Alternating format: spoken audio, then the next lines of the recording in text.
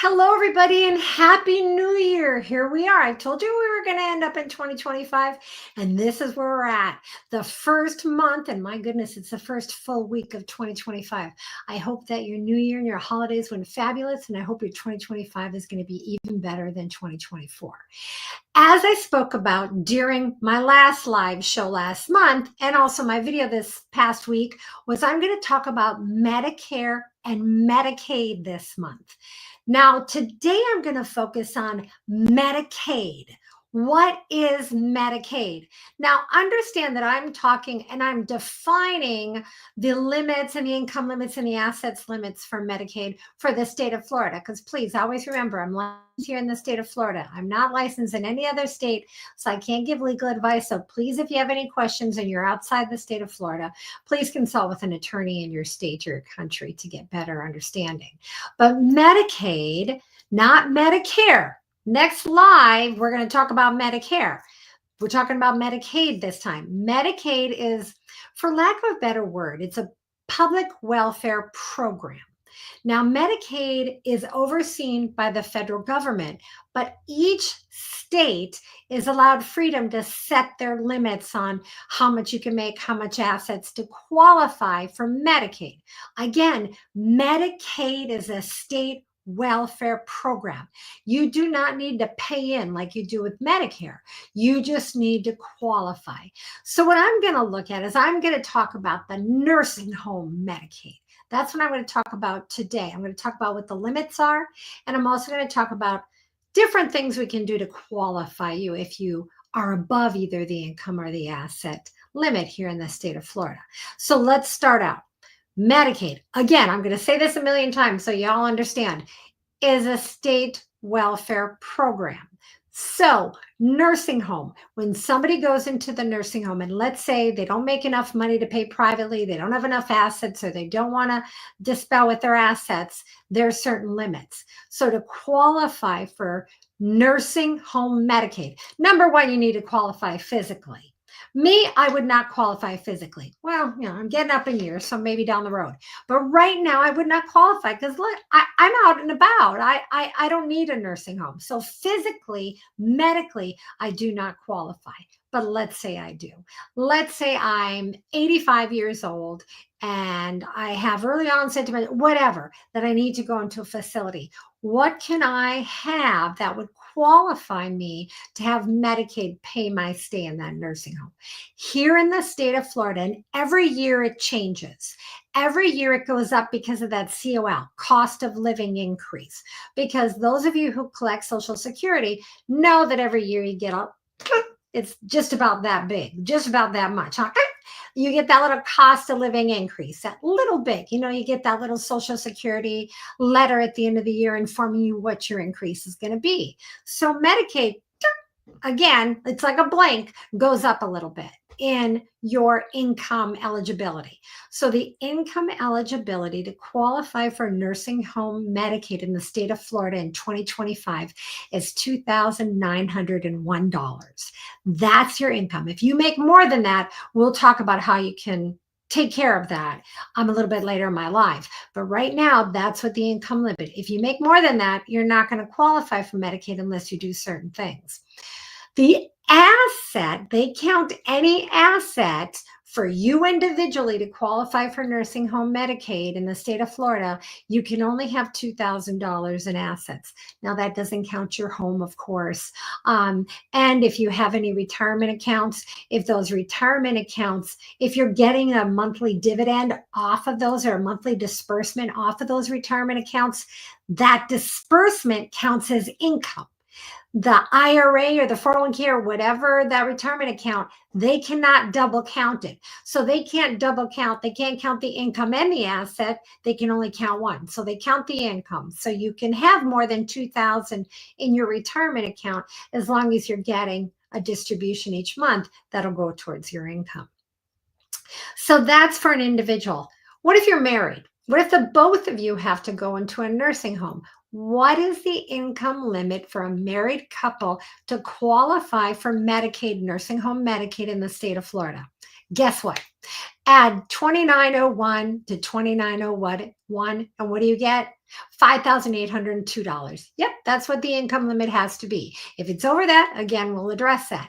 Your assets, however, the state of Florida has decided they're going to throw you a little bone, and the asset limit is 3,000. That's it. Combine the two of you can only have 3,000. For some reason, they didn't want to give you 4,000. They thought they'd only split it in half, split the baby, and give you only $1,000.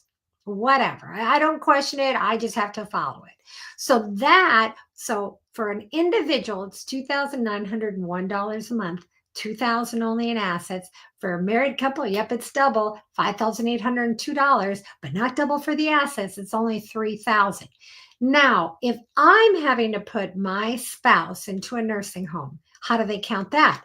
Well, the income limit for my spouse that's going in the nursing home, but I'm staying out in the community. I don't need nursing home right now. My spouse has the $2,901. That's what his income has to be. However, the assets, I can say, okay, the assets are marital assets, and I, as a community spouse, can keep $157,920.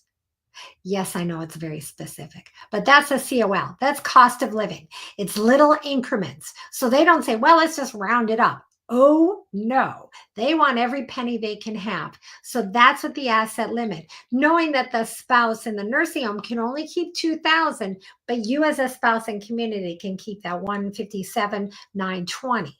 Now, of course, you can always combine and say, well, wait a minute, most of this is mine. I get to keep it. He only has 2,000. He has a little checking account. I have 2,000 in there.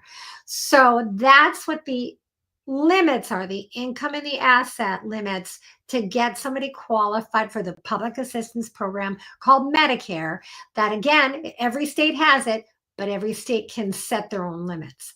Now, I spoke about the income limits, correct? I spoke about an individual being 2,901. I spoke about the married couple doubling that, $5,802. Well, what if I make $3,000? This is $99 more, right? But you know what? That would kick me out of Medicaid. I can't qualify. My income is too high.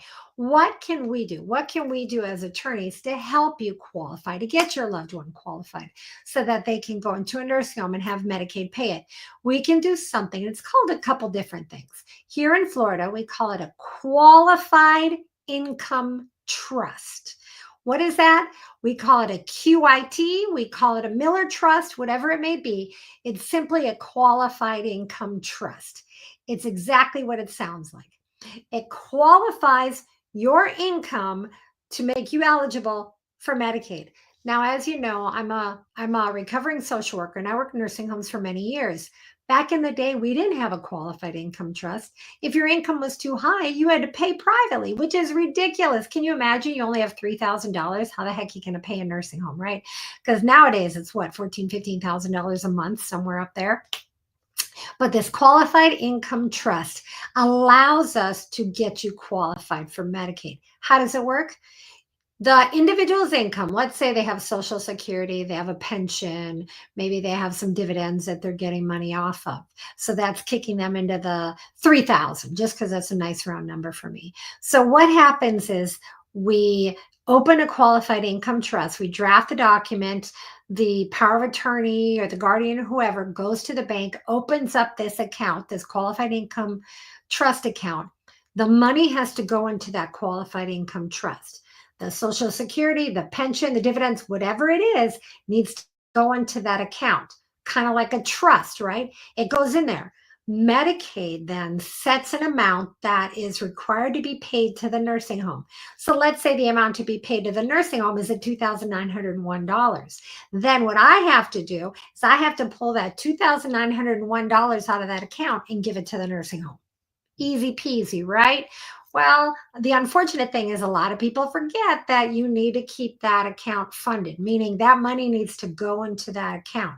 It has to go in that account because there's an accounting that the government does. Now, there could be money that accrues in that account, right? Which the person can use for personal things. Maybe they need to get dentures. Maybe they need to get some personal items. You can't be spending it though. Me as the power of attorney or the guardian, I can't be, yay, woo, woo, woo, I'm going shopping, I'm doing this, I'm doing that. No, because guess what? When that person in the nursing home passes away, that money goes where? Does it go back to me as a power of attorney or guardian? Nope. It goes to the state of Florida to pay them back for paying for that person's stay in a nursing home, for making up the difference. So that money goes straight to the state of Florida for Medicaid. Now, Medicaid has to file a lien, of course, on it. And so, maybe you're lucky and they don't, but highly unlikely. But anyway, that's how we qualify you income-wise for Medicaid. We do a qualified income trust, a QIT, a Miller's Trust, to get your income so that you can qualify for Medicaid. Now, what if you're an individual and you have $10,000 in assets, but the limit is $2,000? What do? We have a couple options. One option is what we call a personal services contract, PSC. We like to use an acronyms. PSC, Personal Services Contract. And what that does, you as power of attorney or you as guardian or whatever, you get this personal services contract that will actually, something in my eye, will actually pay you for the services that you give to your loved one in the nursing home. So let's say I'm driving my loved one to the doctor from the nursing home. I'm doing their laundry. I'm doing their shopping for them to get them things. I'm paying their bill, making sure that all that is taken care of. I can have a personal services contract that will pay me for that. And I can actually take that money from my loved one and say, hey, this is advance payment for me doing this. Now, don't think it just comes up with some random number and you get that. How it is calculated is based on their life expectancy, your loved one's life expectancy. So somebody who's 85 is going to have a shorter life expectancy than somebody that's 65 who potentially is going to have a longer life expectancy. Now, of course, life expectancy is not guaranteed, but we go by the Social Security tables and saying, okay, somebody's 85 years old today, go across, what's their life expectancy? Let's say it's 8.9 years. We take that 8.9 years times the number of hours, times the number of weeks, times the number of years, and out pops a total number that the person can take. It can be more than they have. It can be less than they have. Whatever it is, that's advance payment for you as a power of attorney or guardian doing those services. Now, I don't want to give you any accounting advice. I'm not a good at numbers person. I'm lucky I was able to shoot out these numbers to you. So my advice, if you're doing a personal services contract, I always advise my clients, please talk to an accountant to see what the tax ramifications may be for this, because it is income. It's income to you. So make sure that you seek an accountant before you actually do a personal services contract so that you're well aware of what the ramification, because that money is coming out of your loved one's account and going right into yours. And I have clients that'll say, well, okay, so when I take the money out, I should put it in an account for my mother. No. That's the whole point of you taking it out, is to qualify your mother for Medicaid so that she's under the $2,000 asset limit. So that's one way that we avoid having to do that spend down to the nursing home. Another way we do it, prepaid burial or burial accounts. A prepaid burial is an absolute acceptable expense for your loved one, because guess what? If they don't have a prepaid burial, guess what? Guess who's paying for the funeral? The state of Florida. So the state of Florida is like, go get a prepaid burial. Do it, please. And they don't give you really a limit. If you want to just do cremation, if you want to have a nice lavish funeral, it's up to you. It's your choice. But that money can be used. Let's say I have $10,000. There's $8,000 sitting there that needs to be spent. If I want to spend it all on a prepaid burial, go for it. God bless. But they allow that. You get that prepaid burial. Also, you get $2,500 outside of that prepaid burial to put aside for the actual burial, because as we all know, nothing is ever as it seems. And yes, you could have everything set in stone, but guess what? There's other expenses that may come up. So the state of Florida Medicaid allows you to put that little 2,500 in a separate little account to kind of hold on to just for any expenses that may come up after the prepaid burial when you actually pass away.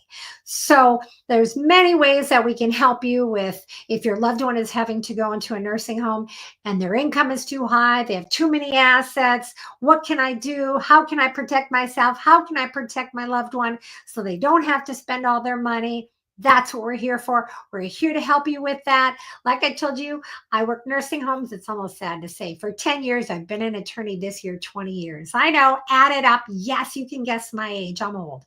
Anyway, please feel free to reach out to our office. We'd be more than happy to help you with your Medicaid planning. That's what we're here for. That's what we want to do. And that's how we want to help you with 2025 so you can go in and feel at ease that everything is taken care of. And I'll see you January 21st at 2 o'clock where we'll talk about Medicare.